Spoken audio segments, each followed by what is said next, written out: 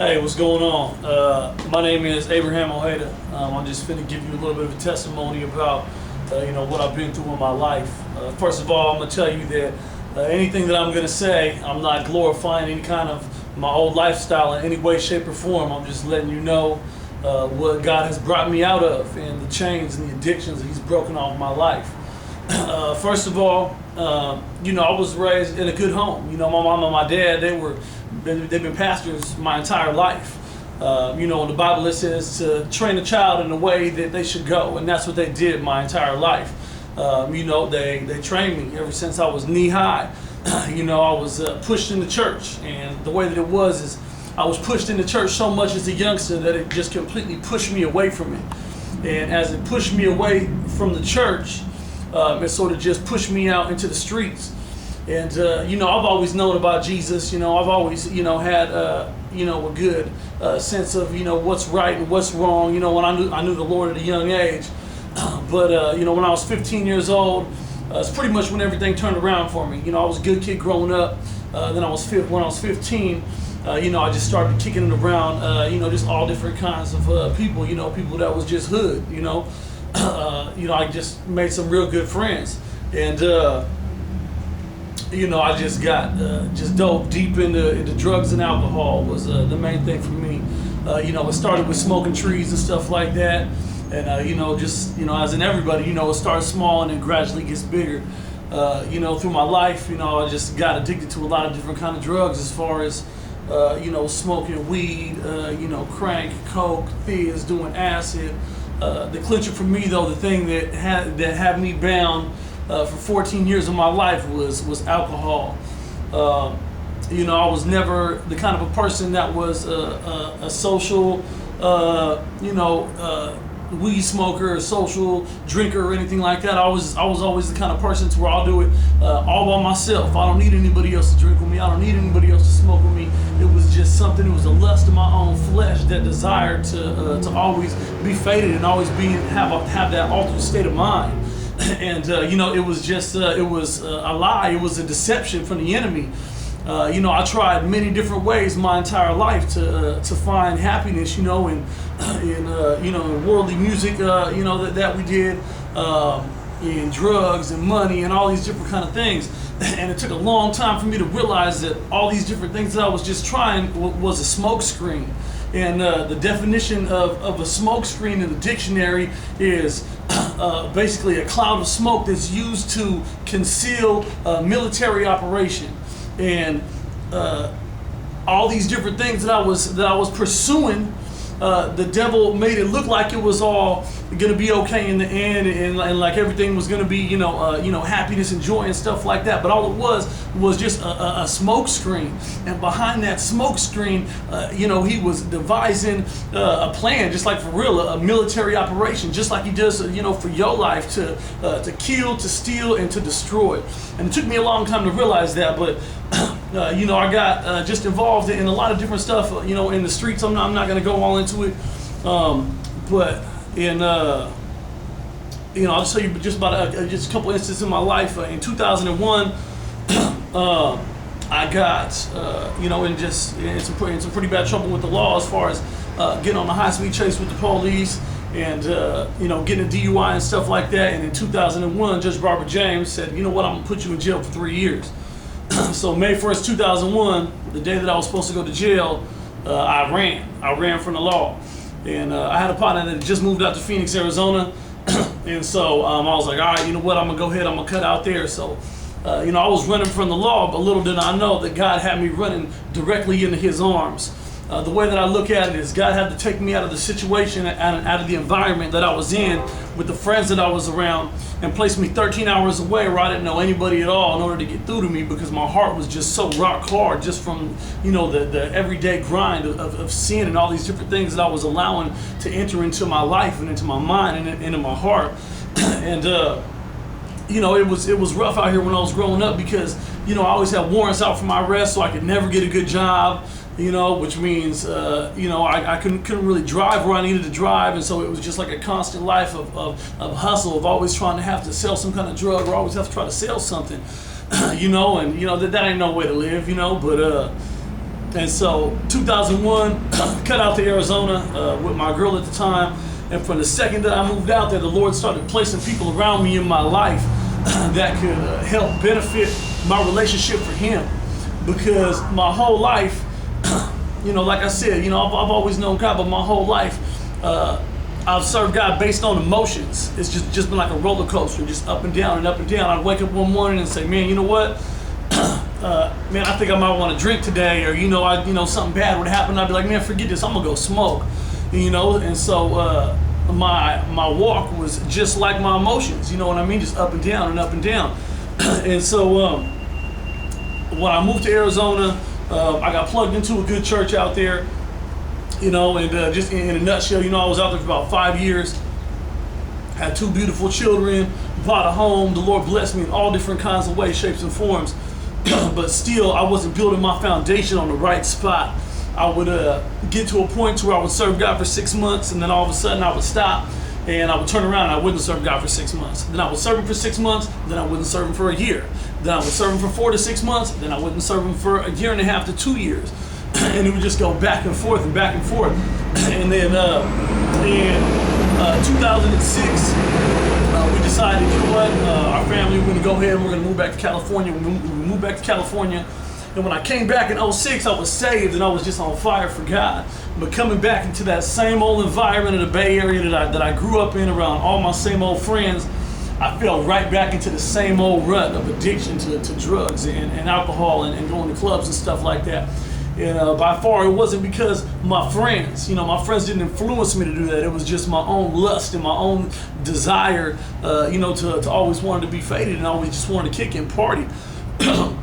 And so I fell back into that lifestyle, and just all different kinds of things started happening to me. My marriage completely fell apart. Me and my wife split. All different kinds of things, and of course through this all, I'm still drinking. I'm still constantly drinking, even when I would go to church, I would come home and I'd be like, oh, you know what, I'm gonna drink, and in the privacy of my own home, ain't nobody gonna know, and I would come home and I would get ripped, and it would be like, this addiction had me bound so serious.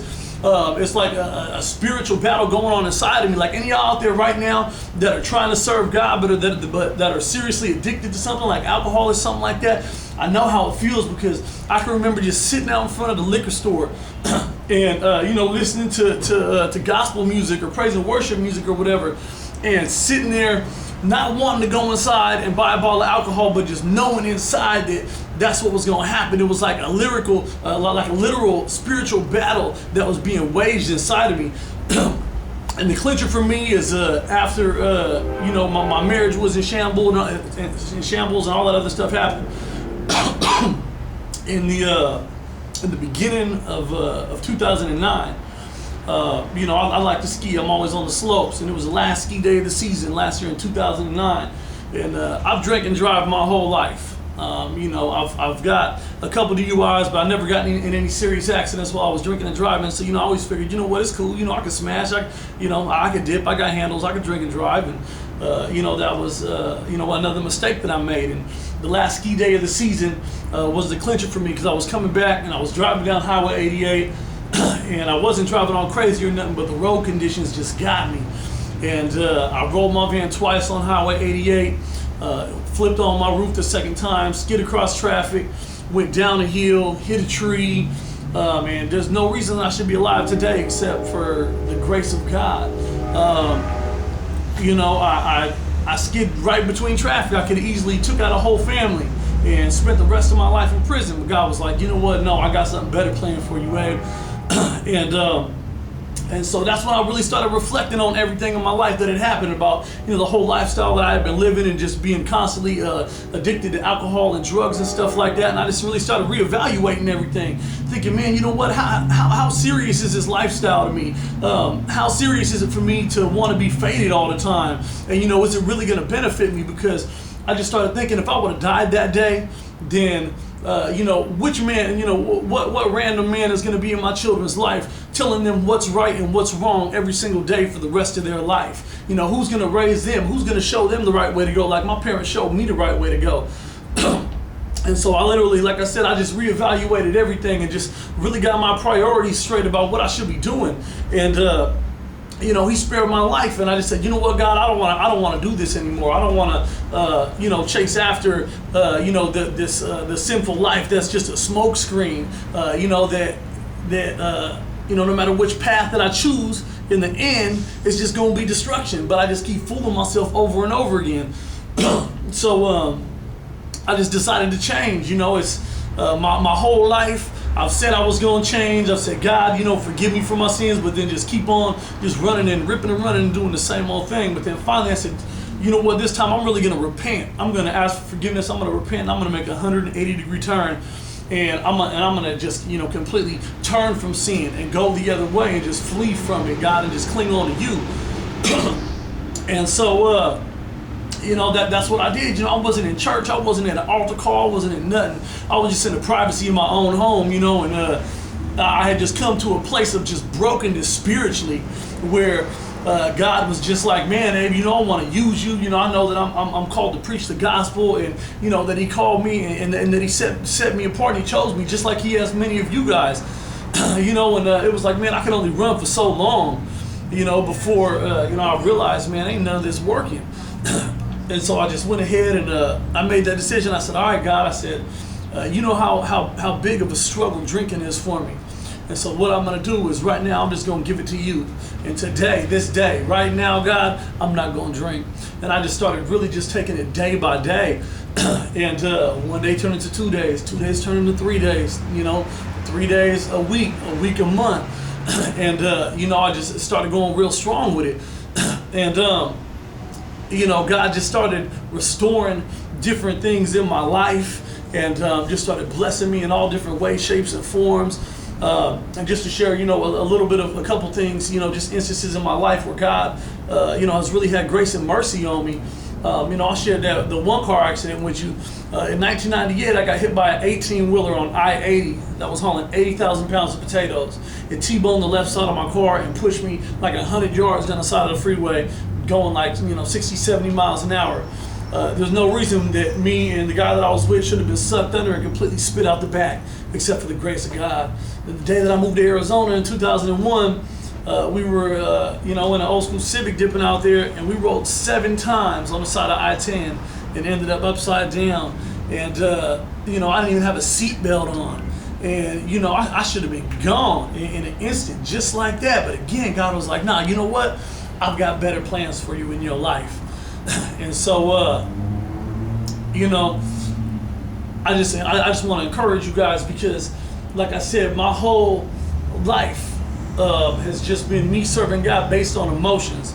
And right here, right now, I stand a changed man in front of y'all. A lot of people will look at you and they'll just see the old you. Well, you know what? It's okay, because God can transform you. God can renew your life. It don't matter where you've been. It doesn't matter what you've done. It don't matter how far that you may have strayed, from Jesus. No matter how far in the dark that you may feel, all you got to do is just turn around. There's something Max Lucado says. Max Lucado said there could be 1,000,000 steps between you and God, and He would take all but one of them. And, that's exactly what He was doing for me in my life. I felt like I was so far away, but I wasn't. You know what I mean? I was just right there, and God was just right there, constantly waiting for me to turn to Him. And, now that I just made that decision, because, again, I came to another point that, this isn't all about me anymore. Yeah, it's fine that I'm going to serve you, God, and then I'm going to go, and then I'm going to go to heaven. But what am I going to do while I'm here? Every single day, what am I going to do? Am I just going to go through the motions?